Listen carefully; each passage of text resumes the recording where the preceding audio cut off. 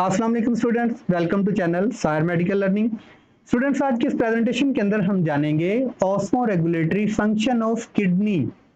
Osmo regulation के बारे में हमने पढ़ा था कि ऑस्मो रेगुलेशन या ऑस्मो रेगुलेटरी फंक्शन किडनी का ऐसा फंक्शन है जिसमें किडनी हमारी बॉडी के अंदर वाटर और साल्ट्स की जो अवेलेबिलिटी है, कॉन्सेंट्रेशन है, उसको इक्विलिब्रियम पे रखती है।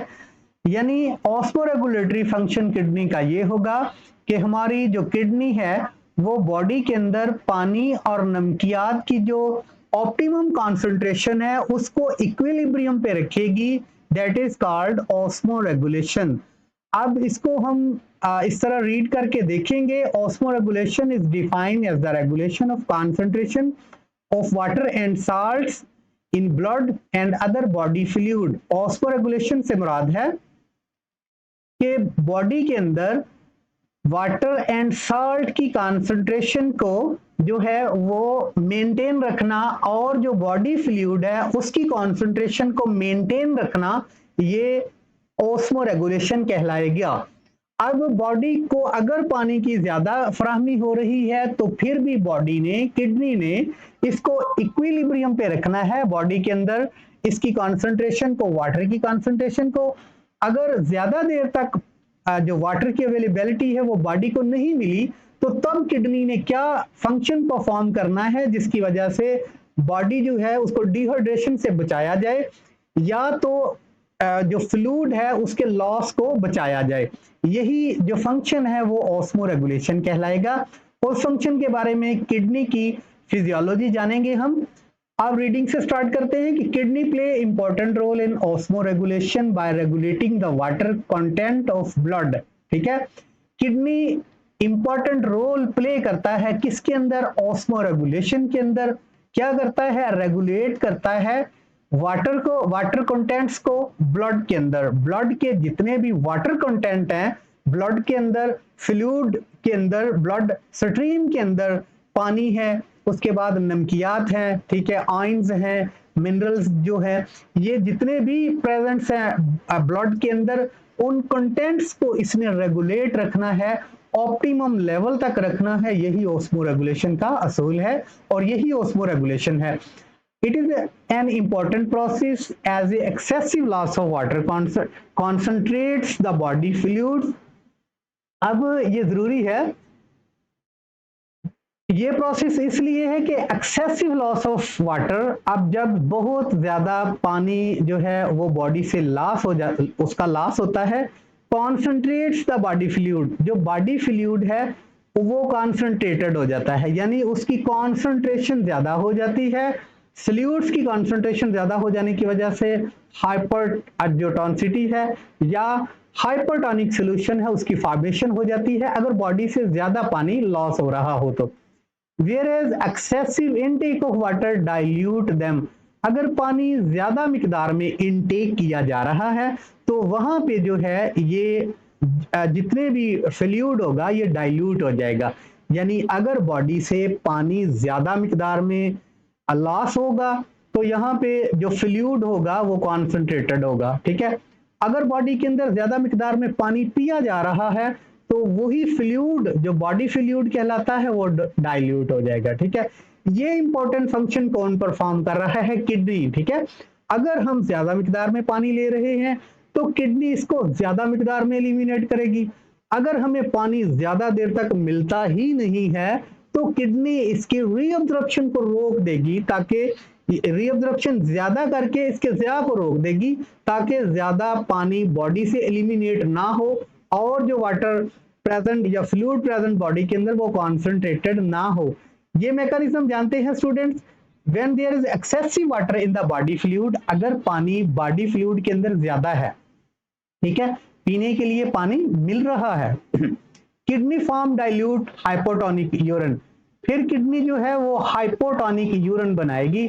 हाइपोटोनिक यूरिन, हाइपर और हाइपोटोनिक, ये इसमें फर्क देखें। अगर ये सॉल्यूशन के अंदर जो फ्लूइड की कॉन्सेंट्रेशन है वो ज्यादा होगी तो वो सॉल्यूशन हाइपोटोनिक होगा और जिसके अंदर फ्लूइड कम प्रेजेंट होगा वो हाइपोटोनिक सॉल्यूशन होगा। यहाँ पे अगर पानी की अवेलेबिलिटी बॉडी को ज्यादा है तो जो यूरिन की फॉर्मेशन होगी वो हाइपोटोनिक होगी, उसके अंदर जो है वो वाटर कंटेंट ज्यादा होंगे, सॉल्यूट कंटेंट कम होंगे। फॉर दिस पर्पज इस मकसद के लिए क्या करेगी kidney, kidney filter more water, kidney filtration का प्रोसेस तेज कर देगी क्योंकि पानी ज्यादा मिकदार में बॉडी को मिल रहा है। अब किडनी ने यही फिल्ट्रेशन प्रोसेस तेज किया। More water from glomerular capillaries into Bowman capsule, जो कि ग्लोमेरुलर फिल्ट्रेशन कहलाती थी, हमने पढ़ी थी। बोमिन कैप्सूल्स के अंदर फिल्ट्रेशन, यहां पे फिल्ट्रेशन का प्रोसेस ज्यादा हो जाएगा, ठीक है। ऐसे ही अगर वाटर कंटेंट बॉडी को कम मिलेंगे, सिमिलरली लेस वाटर, इस प्रोसेस से क्या होगा, similarly less water is reabsorbed, इस प्रोसेस से जिस प्रोसेस में जब पानी बॉडी को ज्यादा मिल रहा है तो उस वक्त जो है पानी की रीअब्जॉर्प्शन कम होगी and abundant dilute urine is produced, और जो डाइल्यूट यूरिन है, हाइपोटेनिक यूरिन है, वो प्रोड्यूस होगा उस वक्त जब बॉडी को वफर मिकदार में पानी मिल रहा है, तो फिल्ट्रेशन तेज होगी और जो रीअब्जॉर्प्शन है वो कम होगी। रीअब्जॉर्प्शन कम इसलिए होगी कि पहले ही बॉडी के अंदर बहुत ज्यादा वाटर प्रेजेंट है, उसको किडनी ने एलिमिनेट करना है। यही यही जो था वो स्टूडेंट्स, ये असूल था कि हमने इसको इक्विलिब्रियम पे रखना है, वाटर को और साल्ट को।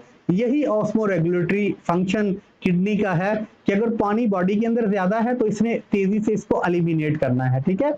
अब दूसरी सूरत में देखें, it brings down the volume of body fluid to the normal. अब अगर पानी बॉडी के अंदर ज्यादा था तो इसने जो फिल्ट्रेशन प्रोसेस फिल्ट्रेशन का था वो तेज कर दिया और रीअब्जॉर्प्शन का प्रोसेस कम कर दिया, और बॉडी का फ्लूइड जो है वो बॉडी के अंदर जहां पे इसकी ज्यादा कॉन्सेंट्रेशन हो चुकी थी फ्लूइड की, वो कम हो गई, ठीक है। अब दूसरी सूरत, एक सूरत ये थी कि बॉडी के अंदर ज्यादा फ्लूइड है तो ज्यादा तेजी से फिल्टर करेगा। दूसरी सूरत ये होगी कि अगर बॉडी को वाटर की शॉर्टेज है, पानी मिल ही नहीं रहा, 1 दिन तक, 2 दिन तक, 3 दिन तक, अब फिर भी जो है अब किडनी ने अपना रोल परफॉर्म करना है कि एक्सेसिव वाटर के लॉस को रोका जाए। यही ऑस्मोरेगुलेशन का असूल है कि अगर बॉडी के अंदर ज्यादा वाटर प्रेजेंट है तो इसको तेजी से एलिमिनेट करो, अगर बॉडी के अंदर वाटर कंटेंट जो है उसकी शॉर्टेज है तो फिर इसकी एलिमिनेशन को स्लो कर दो, ठीक है। यही ऑस्मोरेगुलेशन है, ठीक है। अब देखते हैं दूसरी सूरत, उस सूरत के बारे में जानते हैं जब हमें पानी ही कम मिल रहा है। When there is a shortage of water in body fluid, अगर पानी हमें कम मिल रहा है, जो वाटर बॉडी फ्लूइड है उसकी शॉर्टेज है वो कम है, तो फिर क्या करेगी kidney, kidney filter less water. अब यहाँ पे देखें, यहाँ पे वो मोर वाटर फिल्टर हो रहा था, यहाँ पे लेस वाटर फिल्टर होगा क्योंकि यहाँ पे बॉडी में प्रेजेंट वाटर कम है।